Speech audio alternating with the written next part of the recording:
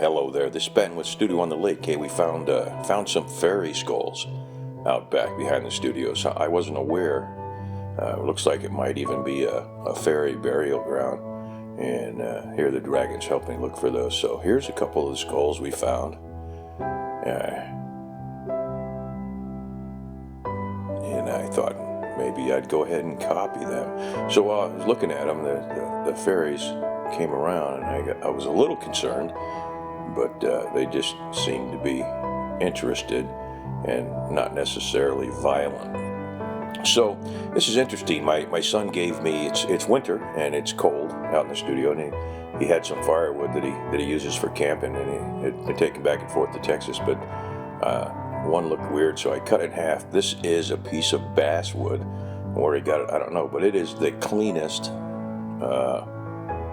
softest, nicest carving basswood that you could ever get. This would be considered a pretty high grade if you were to go and try to buy this stuff. So that's what I'll make this guy out of. I made a guys, as the case may be. There's two here, and there's not a real clear delineation in the middle where I switch over, but you get the idea. There's two skulls in this, and I just made a stick. And if you're a character carver, a lot of these character carver guys will carve the smaller stuff on the end of a stick. So instead of trying to hold something that small in my hand, it's easier just to carve it on the tip of a stick. So of course the best way to go about doing that is get a little bit of a rough shape that you like on the end of that. And I've been doing a little bit more knife work lately, because it's a lot more relaxing.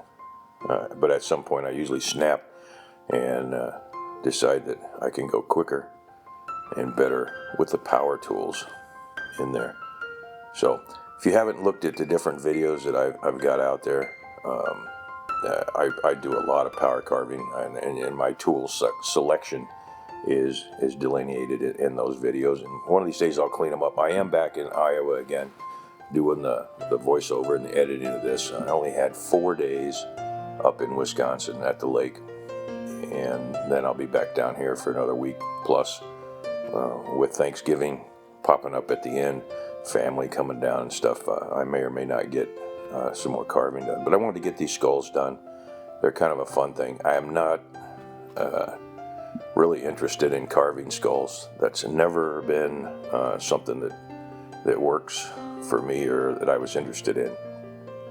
But I know a lot of folks like skulls and that sort of thing for the symbology and various different stuff. But here's a standard bench knife. I think this is a Ramelson. It's probably 2 years old, and I'm just laying out the proportions, or blocking out the skull.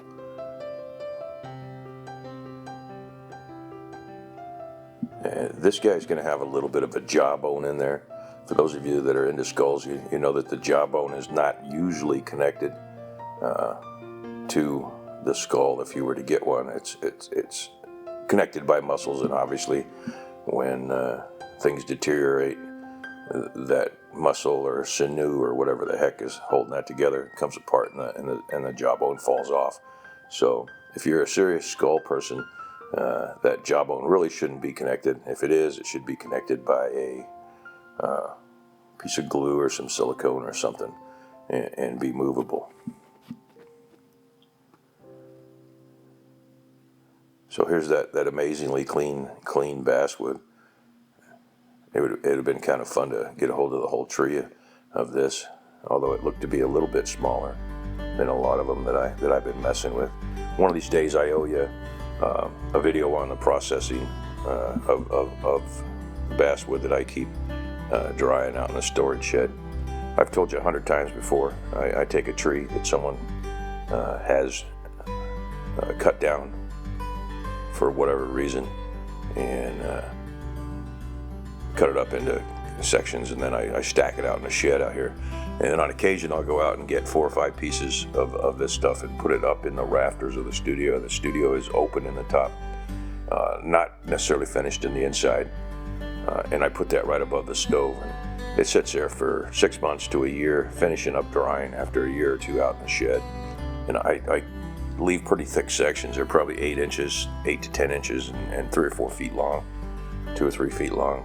And then I cut what I want out of that. You can see I switched over to the Ultimate Power Carver with the Kutzall burr on there. There is a links to Kutzall down below. If you want to save 5%, you can go to the Kutzall site, use that code.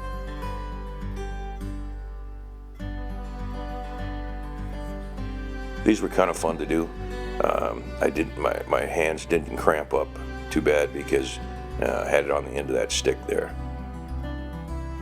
And it made a big difference. It allowed me to hold that down below and hold it relatively strongly.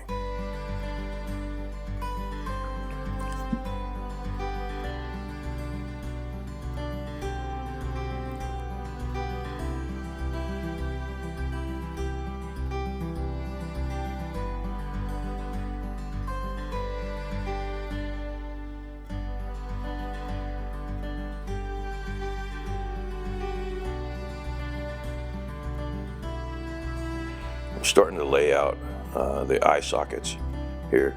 You don't have to worry about leaving an eyeball in the middle of that because obviously it's not going to be there. This one was done. This is the one of 2 that I did over a carving session out there, and I apologize on the filming in that. For some reason in the middle, when I was filming the bulk footage, I did a quick finish of this character and then kind of went right into the second one, which was a little more fantasy type skull. This one's a little closer to a miniature human skull, but not necessarily accurate. So there's the eye sockets getting laid out.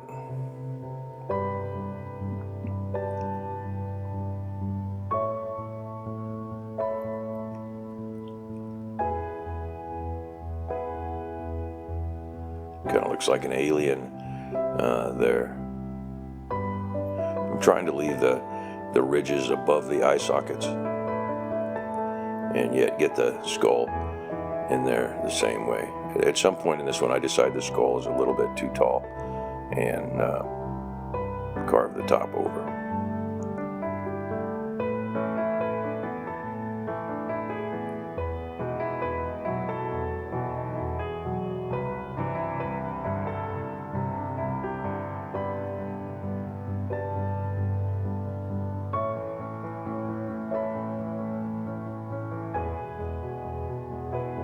Here I'm trying to set the nose in and leave just enough on a jawbone there.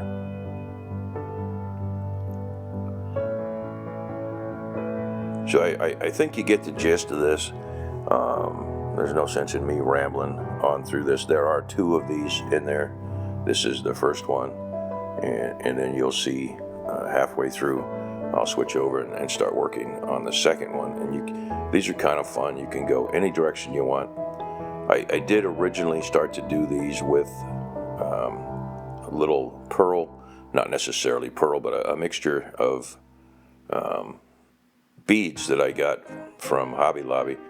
And what I found was that the stuff was just crap to carve. I mean, even power carving, I couldn't get a good combo out of it. So I gave up the bead and went back to what I know, which is the wood. And I was real pleased with the way these guys came out. So I'm going to quit jabbering, and as always, check everybody out in the links below. Doesn't hurt you to subscribe to different folks. Costs you absolutely nothing, and really supports their channel quite a bit. So enjoy a couple of fairy skulls, and I'll probably keep going along this mythical line with some interesting stuff. So like, comment, and subscribe, and I'll see you on the next one. Thanks a lot. This has been Ben with Studio on the Lake.